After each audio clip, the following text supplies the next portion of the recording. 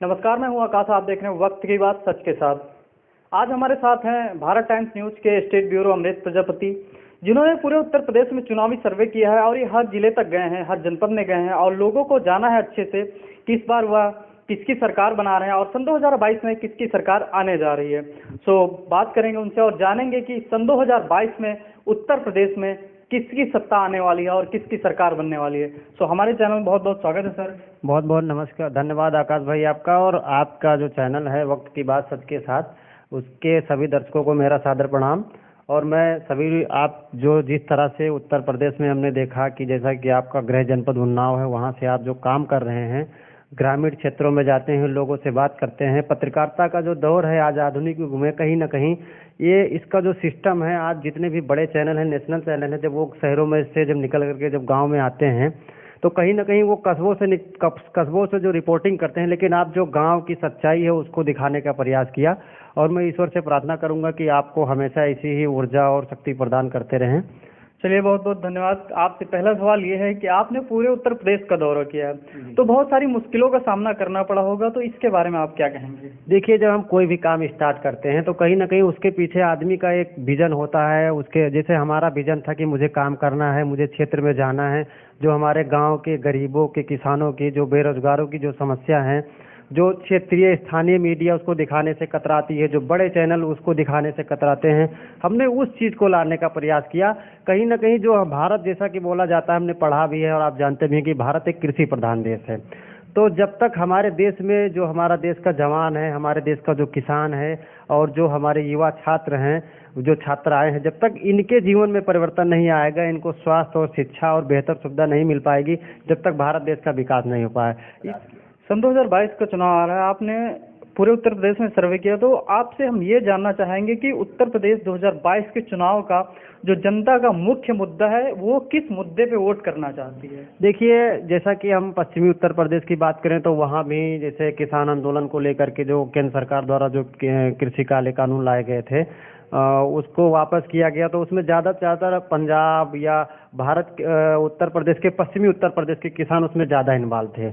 तो कहीं ना कहीं अगर देखा जाए, उत्तर प्रदेश का जो पश्चिमांचल जिसको बोलते हैं, जैसे अपना मुजफ्फरनगर, मेरठ, कैराना, शामली, इस साइड में अगर देखा जाए तो चुनाव में भी ये साफ साफ दिख रहा है कि उत्तर प्रदेश के जो 2022 का विधानसभा चुनाव, इसमें जो किसानों का जो मुद्दा था और जो युवाओं को बेरोजगारी है, शिक्षक भर्ती को देखा जाए, अन्य तमाम भर्तियां हैं, ऐसे युवा हैं जो आर्मी की तैयारी, फौज की तैयारी करते हुए आज उनकी उम्र जो है वो ओवर एज हो चुके हैं। तो ये सारी चीजें उत्तर प्रदेश के चुनाव मुद्दे में देखने को मिलेगी।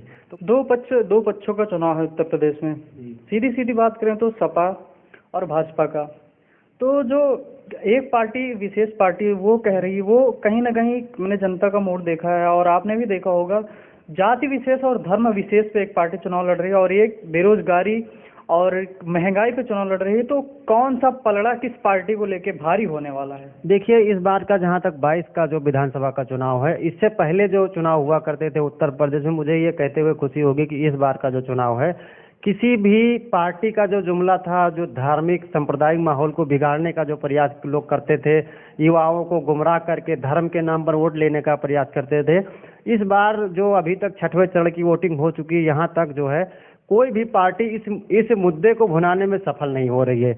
उत्तर प्रदेश में जो युवा और किसानों का मुद्दा अभी तक हावी है और उम्मीद है कि लास्ट फेज तक हावी रहेगा। तो 5वें चरण तक हम पिछली बार देखते थे, चुनाव स्पष्ट हो जाता था कि सरकार किसकी बनने वाली है। 6 चरण का चुनाव हो गया, लास्ट चरण भी बाकी है। तो हम जगह जगह ट्वीट देखते हैं, बड़े बड़े पत्रकारों के, टीवी पे बैठ के वो आजकल बता रहे हैं कि अभी तक उत्तर प्रदेश में ये डिसाइड नहीं हो पाया है कि किसकी सरकार बनने जा रही है।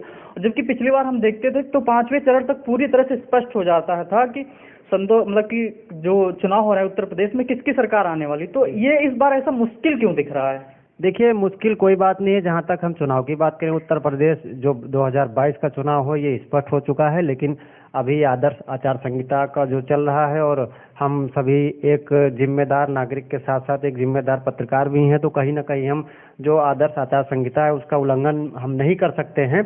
लेकिन हम ये दावा कर सकते हैं कि 5वें चरण पहुंचते पहुंचते उत्तर प्रदेश का जो विधानसभा का चुनाव है वो फाइनल हो चुका है एक औपचारिक। और ये जो लोग कह रहे हैं कि अभी सरकार नहीं बनी है, तो देखिए वो कहीं न कहीं जो नमक खाते हैं तो उनको नमक हलाली हजम करने के लिए कुछ तो उनके पक्ष में बोलना ही पड़ेगा, ये सबसे बड़ी बात होती है।